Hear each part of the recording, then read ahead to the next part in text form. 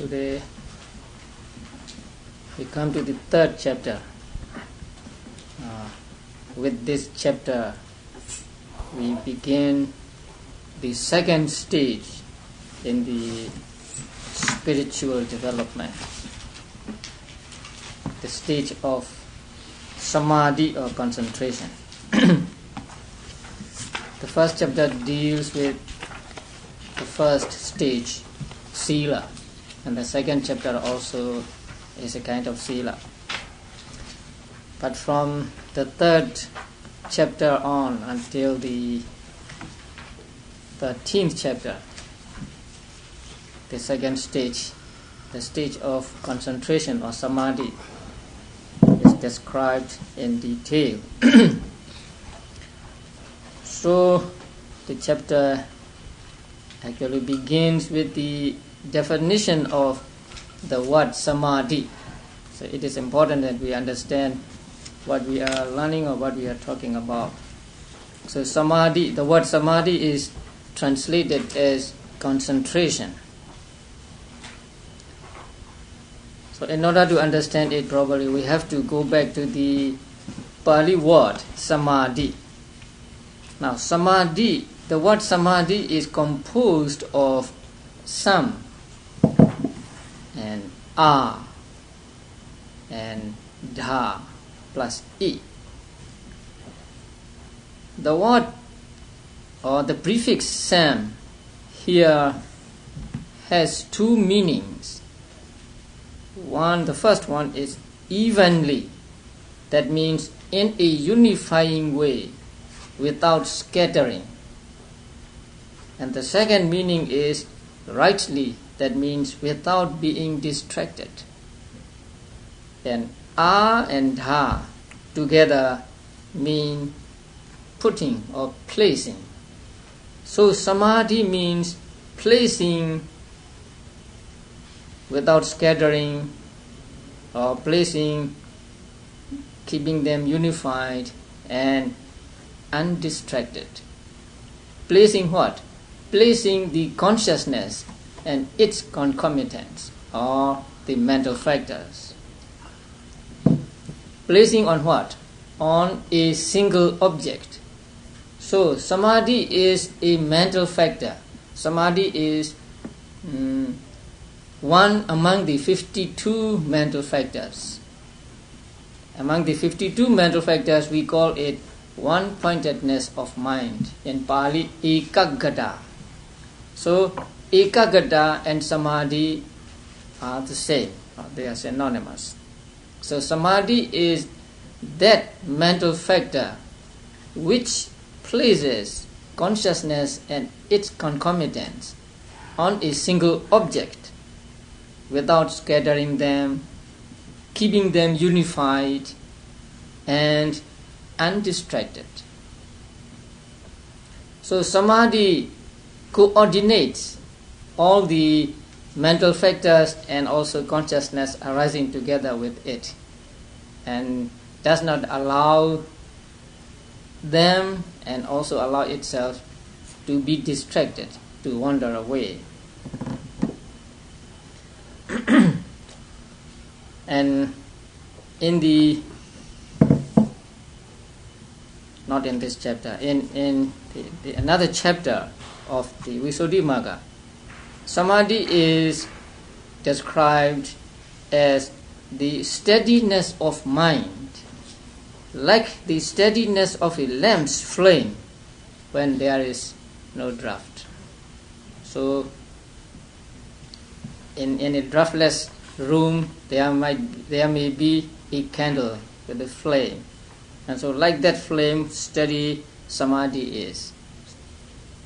And it means that the samadhi steadiness is a series of moments of steadiness, not one moment only, but a series of consciousness or moments of consciousness arising again and again on a single object.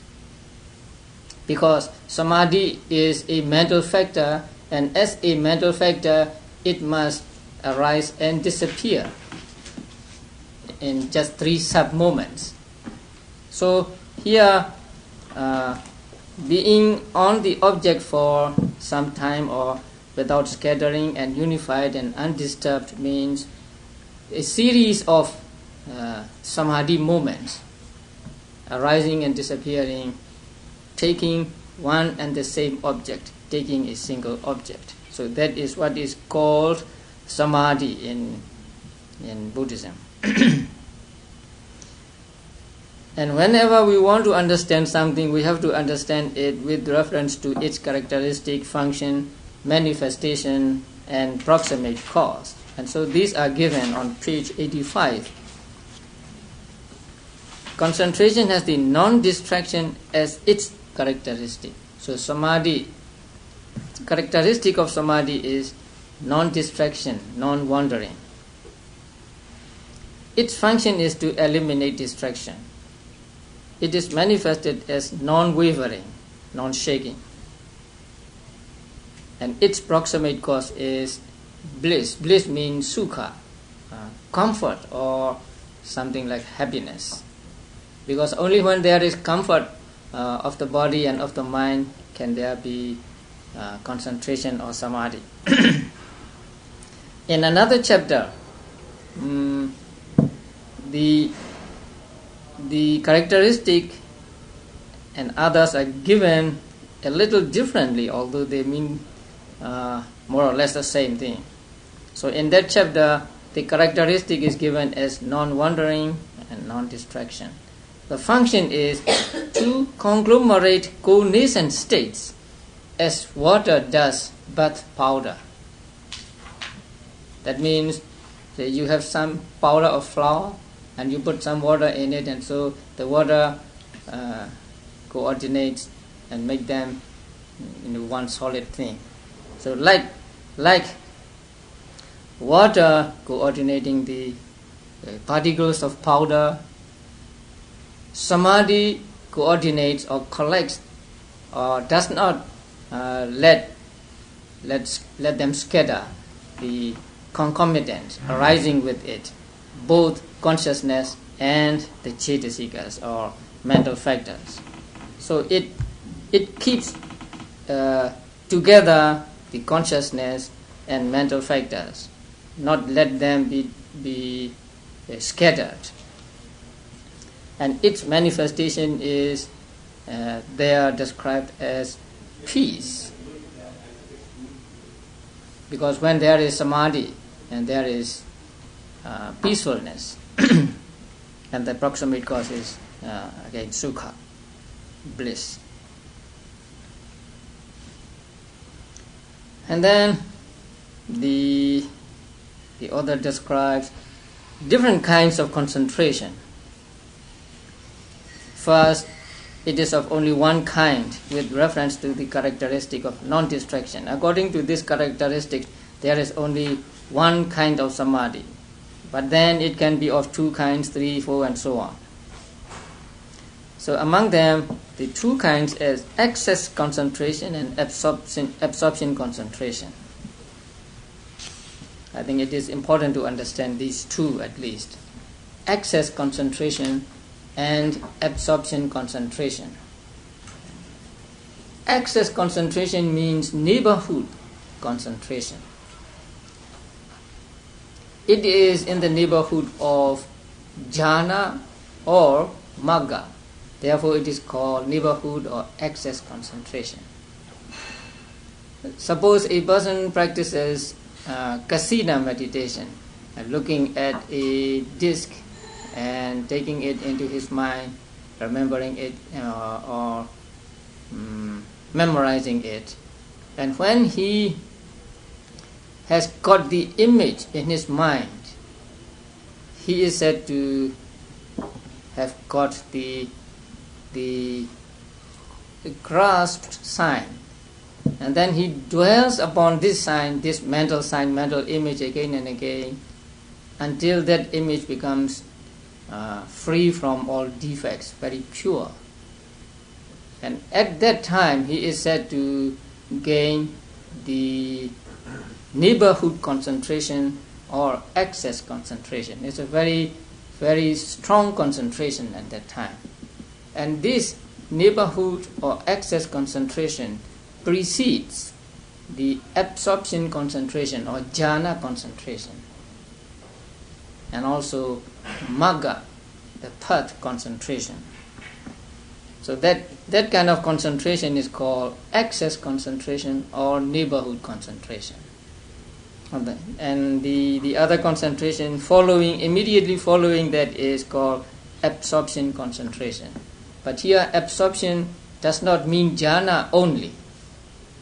The Pali word is appana, A-P-P-A-N-A. So appana concentration means both jhana concentration and path or magga concentration. So samadhi can be broken up into path here, and jhana types of samadhi. Yes, jhana samadhi and magga samadhi belong to absorption concentration. So first there is excess concentration and then absorption concentration. Absorption concentration can be divided into two: jhana concentration and magga concentration. So samadhi is the larger term, and then jhana is a subset of samadhi in this. That's right. Yes.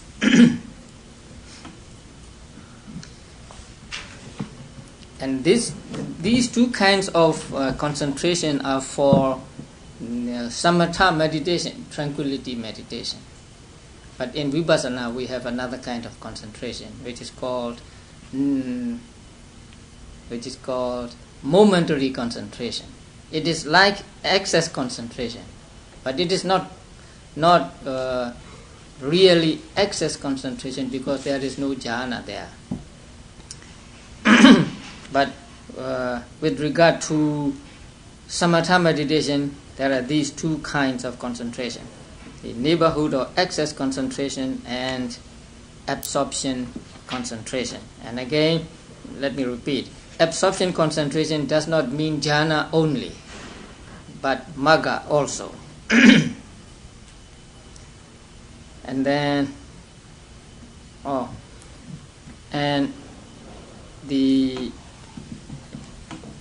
page 86, paragraph 6, 2, the subjects of meditation which lead to the attainment of neighborhood concentration and not jhana concentration are given. So I want you to look at this chart, but it is in Pali, and so it will not be easy at this stage.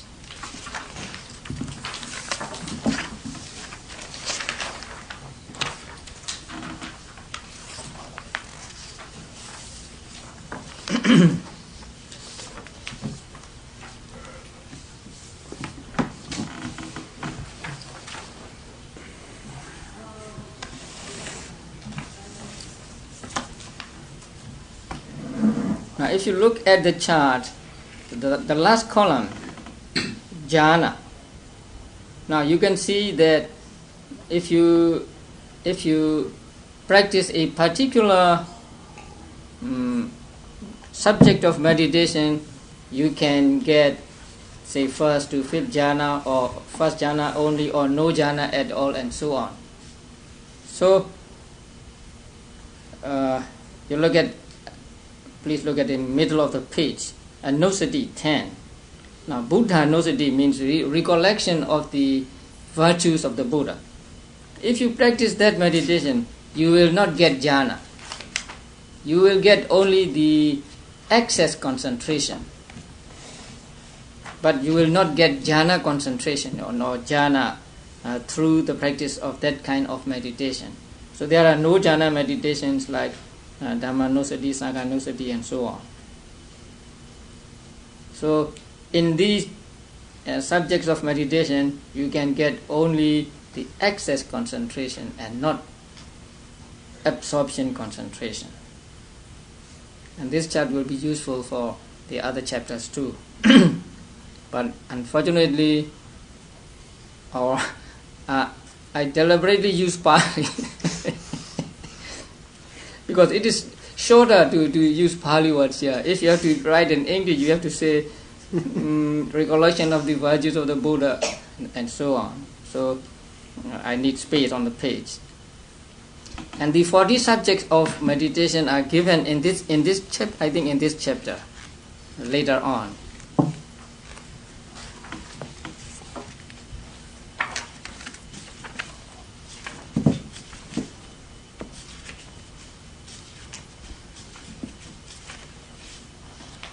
Page 112. So you'll find the 40 subjects. 112 or 113 maybe. Yes. So you can check with that. Are they in the same order in the book that you have on your chart? More or less. Let me see. Maybe not strictly the same order. Let me see. 10 casinas, 10 foulness, 10 recollections, 4 divine abidings, 4 immaterial states, 1 perception, 1 defining. No. So casina 10, right. And then 10 kinds of foulness, the asubha 10. That's all right. 10 recollections, right. 4 divine abidings, yes, apamanya. 4 immaterial states are the last on the chart. Arupa 4. They are 4 immaterial states. And 1 perception means here sanya 1. And 1 defining means vavatana 1. So the 4 immaterial states are put at the end on the chart.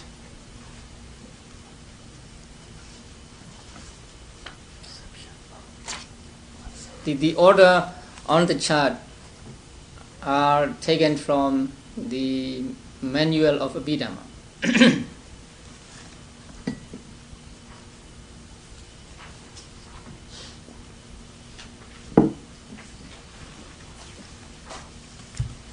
And then the other kinds of samadhi, like mundane, supramundane, and so on, and with happiness, without happiness, with piti and without piti, accompanied by bliss, accompanied by equanimity, and so on.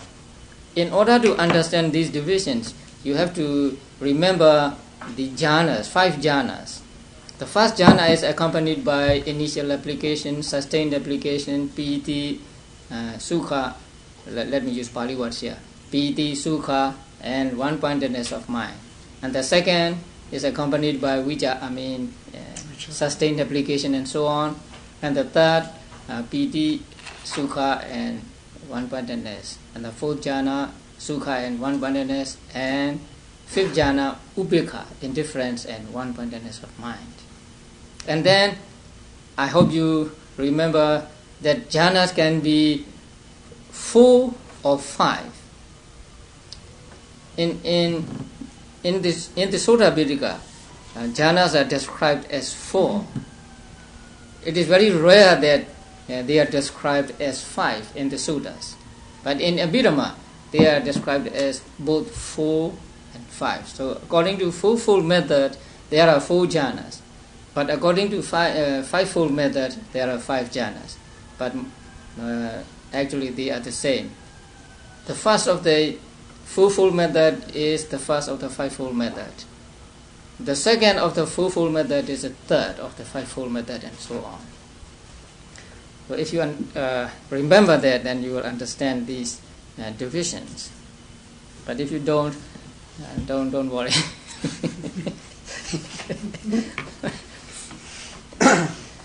Okay, then page 87, paragraph 14. In the first of the triads, it is not triads, it is tetrads, not triads, because this is a fourfold division of samadhi and not threefold division. So tetrads, not triads.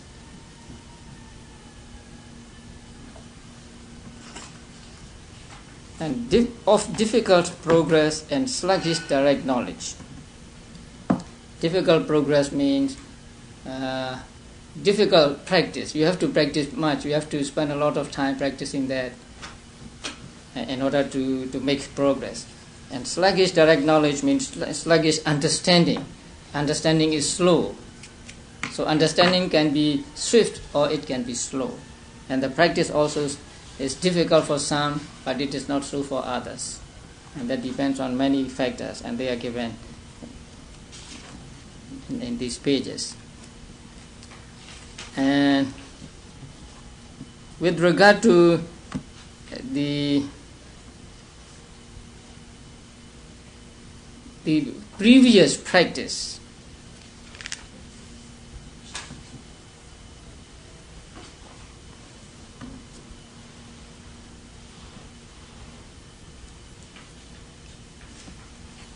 if he cultivates the suitable, likewise if he devotes himself to development without carrying out the preparatory task of severing impediments, etc., his progress is difficult.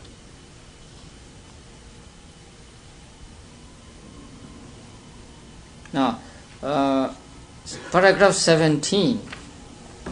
If a man is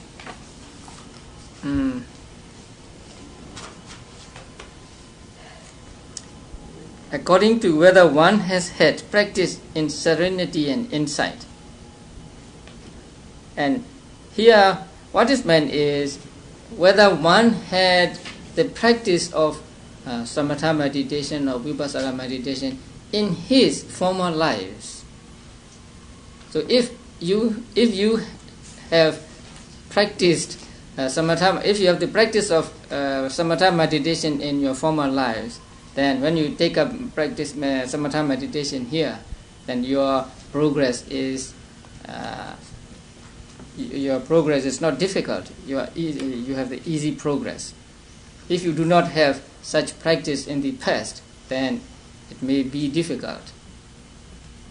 So if he has had no practice, means no practice in former lives. And then with regard to the defilements, sometimes some people have sharp defilements and some people have no, and so they are explained here.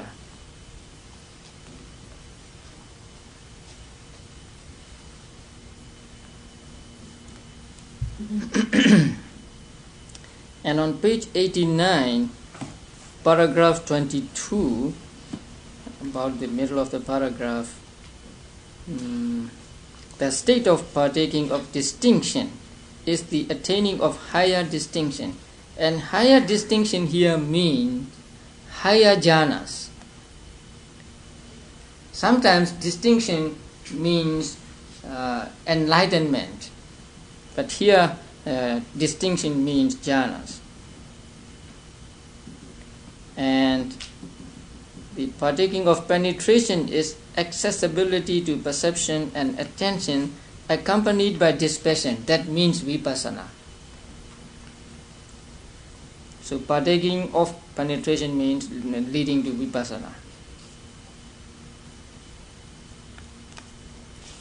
And what is the partaking of diminution? And that means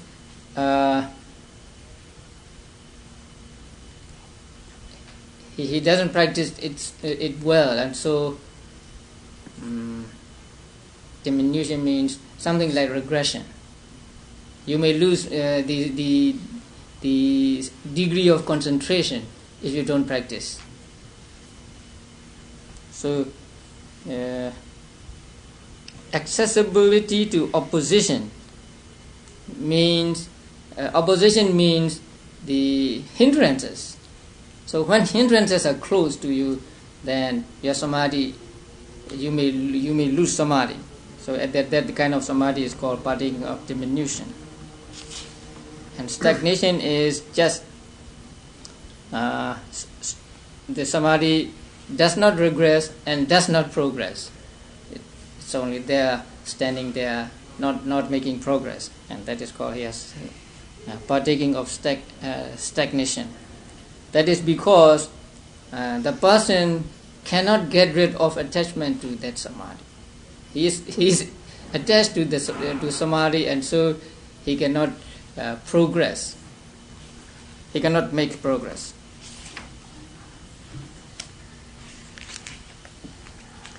And then, how should it be developed? This is an important part of this chapter.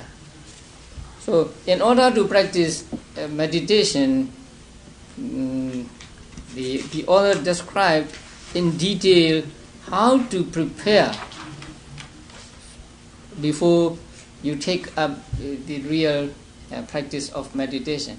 So preparation should be done with meticulous care. And that is given on page 91 in paragraph 28.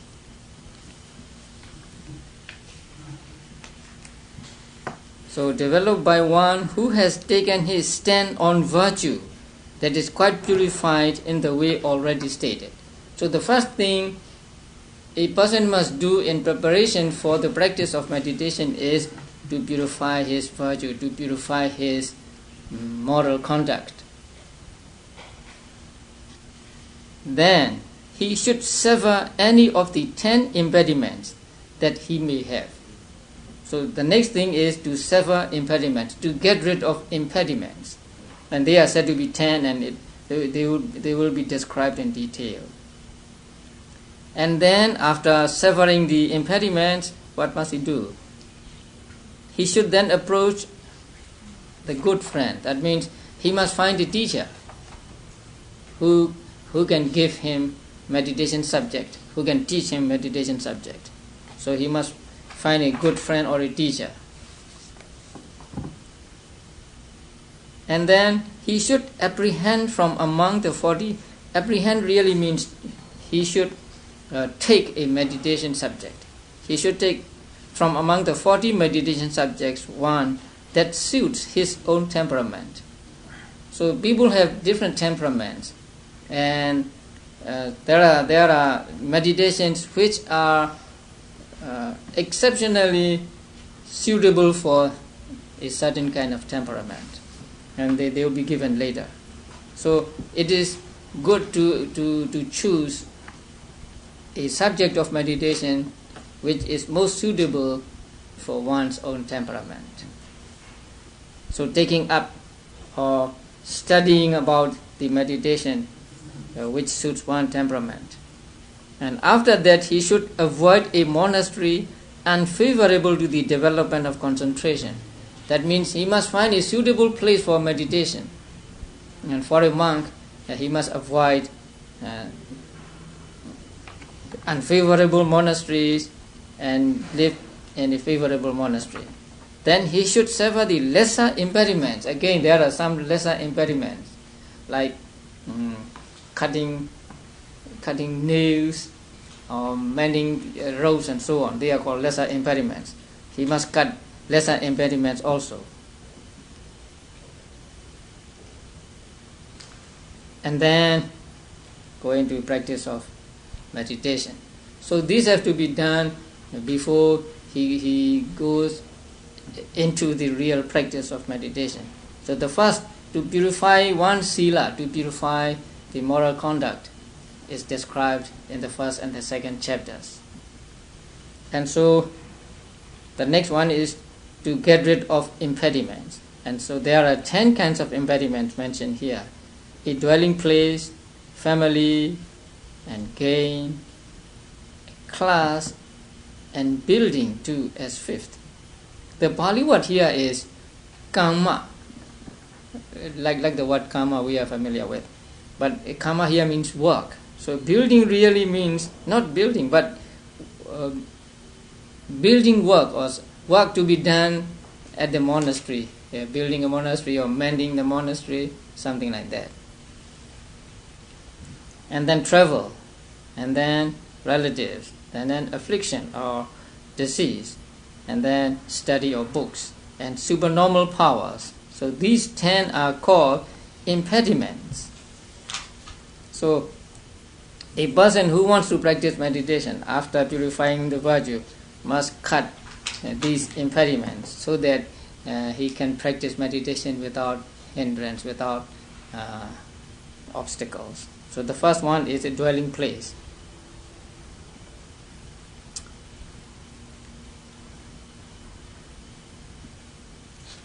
And I think they are not difficult to understand. But let me say something on paragraph 30, towards the end of the paragraph. Or who has many belongings stored there? A monk who has many belongings, or whose mind is caught up by some business. That is not so accurate a translation here. It really means who has attachment, whose mind is caught up by some reason, not by business, caught up by some reason. Who has attachment to the dwelling place, to the monastery. For others, it is not an impediment. And then the story of two friends, two clansmen left Anuradhapura, it seems, and eventually went forth at the Tubarama. Tubarama is a pagoda just outside the city of Anuradhapura. Anuradhapura is in Sri Lanka. One of them made himself familiar with the two codes. Now, we have met this word, two codes, right? Do you remember? Two codes means two sets of rules, one for monks and the other for nuns. They are called two codes. So monks have to study both rules for monks and rules for nuns, because they have to keep some of the rules which are laid down for nuns also. So two codes means two sets of rules, two patimokkha's. But the footnote here is not quite helpful, because the commentary he quoted here is not at this place, but at another place. So here two codes mean just the two sets of rules in Vinaya, but in another place, the observers of the codes, the words observers of the codes are commented upon by the sub-commentary as those who study both rules of Vinaya and Abhidhamma. Because at the beginning of Abhidhamma Pitaka, there is a portion called Madhika. Madhika means contents, or something like a list of the things to be explained in detail later. So the word Madhika comes to mean two things. One is the rules for monks and nuns, and the other is the first section in the first book of Abhidhamma. But here, after going forth, after becoming monks, they learned these two codes, these rules for monks and nuns. And then, after 5 years seniority, and he took part in the Pavarana and then left for the place called Pachina Migadaya and so on, Pachina Khandaraji and so on. So here two codes means just two sets of rules. So the footnote here is not is out of place. And then with regard to Pavarana also, footnote 10. Ceremony held at the end of the rains, during 3 months of which season bhikkhus have to undertake to live in one place in order to avoid travel while crops are growing. It consists in a meeting of the bhikkhus who have spent the rains together, at which each member present invites the community or invite each other to point out faults, breaches of Vinaya rules. Until that place, it's all right. committed during the preceding 3 months, that is not in the Vinaya books. And sometimes the authors just say what they think would be the case, but it really is not. Now, at the end of the rainy season, we have this ceremony of inviting the Sangha or inviting each other. And this invitation is not for the offenses committed during the preceding 3 months. It is for any time. Because we say, I invite the monks, I invite venerables. Whether you see me breaking a rule, or you hear me breaking a rule, or if you have suspicion that I am breaking a rule, please talk to me. And if I see it as an offense, then I will make amends. And that refers to any time. So after one has invited this way, then he could be told of his offenses any time. So it is not invitation for the faults committed during the preceding 3 months, but for any time. Although the ceremony is done at the end of the 3 months of rainy season retreat, it is not for only 3 months. It's for any time, or it's for the whole year. And we just did that ceremony at the monastery. It to be done on the full moon day of October. In our countries, we have 4 months of rainy seasons, not 3 months. But monks are to observe and to live within the boundaries of the monastery for 3 months, not 4 months. So after 3 months, there is a ceremony of inviting each other, so that they are free to find out mistakes or misconduct of each other. So committed during the preceding 3 months is not correct, and it is not in the Vinaya.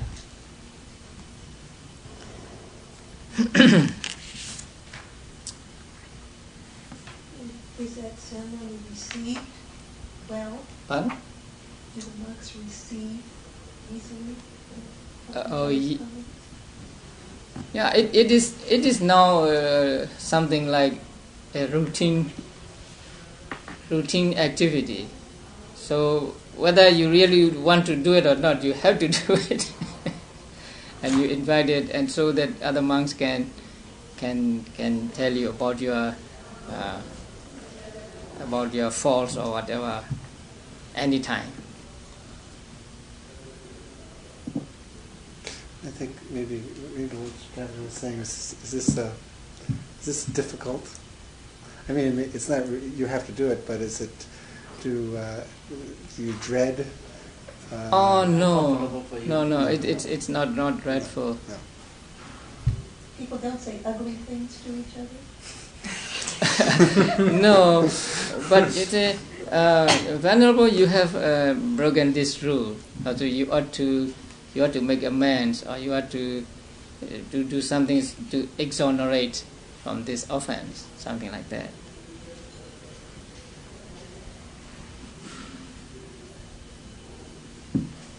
This way, monks help each other to have good conduct and to get rid of offenses if there are any.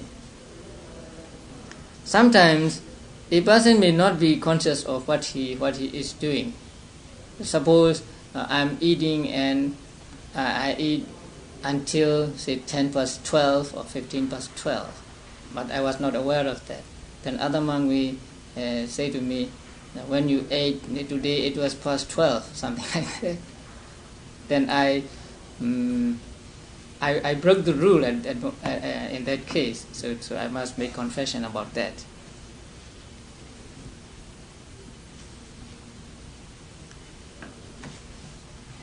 The first one is about dwelling.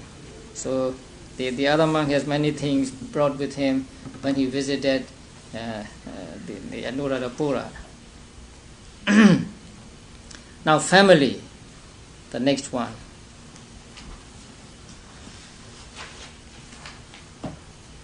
And in paragraph 36, as in the case of the young bhikkhu, the nephew of the elder who lived at the Korandaka monastery, he went to, not we. What do you have there? We or he? He. Oh, this book has we. So he went to Rohana for instructions. That's correct.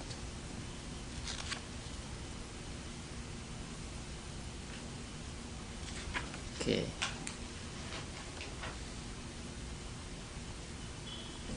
So these are the stories, inspiring stories. And then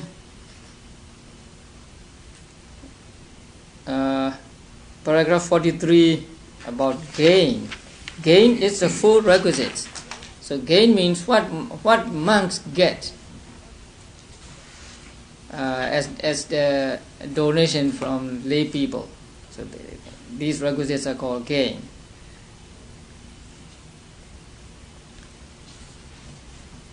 And on the next page, about 5 or 6 lines from the top. Again, even at the dawn, alms food eaters fond of opulence come and say, Venerable Sir, such and such a man lay follower, woman lay follower, a minister, and a minister's daughter, not friend. I don't know why he took it to mean friend. The Pali word is amacha, and amacha means a minister, a political minister, and not a religious minister. So instead of friend, we should have a minister, and friend's daughter, we should have a minister's daughter, wants to see you, and so on. Maybe officials would be better, because minister usually in this country means Religious minister? Yeah. So official is... Official? Yeah, it's usually might be better.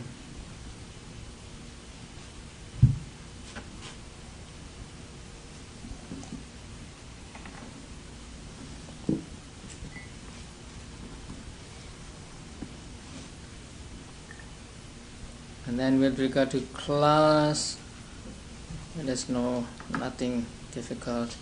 And then building, now he gives the word karma here. So karma really means something to do, not the building itself. So it is called nawa karma here. Nawa means new. So new work to do at the monastery. New work means, say, to repair something at the monastery.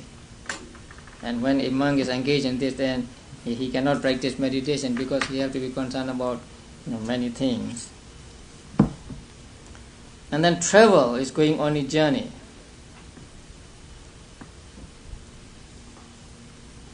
If someone is expected to give the going forth somewhere else, it actually means if there is someone who wants to go forth, who wants to ordain, not expected to give the going forth somewhere. So if there is someone who wants to go forth or who wants ordination, or if some requisite is obtainable there and he cannot rest content without getting it, that will be an impediment. And ascetic duties means practice of monks' duties. Duties here means practice of meditation. And so one in this position should apply himself to the ascetic duties only after he has done. So only is missing there. Only after he has done the journey and transacted the business.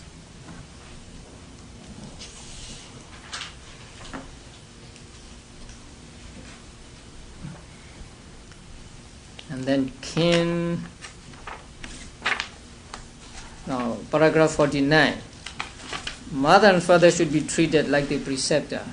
So monks are allowed to give medicine to his father and mother. if they live within the kingdom and look to their son for help, it should be given. Also, if they have no medicine, he should give them his own. If he has none, he should go in search of it as alms and give that. But in the case of brothers or sisters, one should only give them what is theirs. What do you understand that? The monk should give them what is theirs. Does that make sense? Their own medicine? They have their own medicine. He doesn't need to give them. They already have this medicine. So the original here means that he must mix together. You know what you got that? Compound. He must compound the ingredients and give it to them, because monks know how to compound medicine. Lay people may not know, but lay people have the ingredients at their house. So he put all of them together in different proportions and then give them as a medicine. So give them what is theirs is after compounding the ingredients, and the ingredients must belong to them, to the brother and sister, and not to the monk.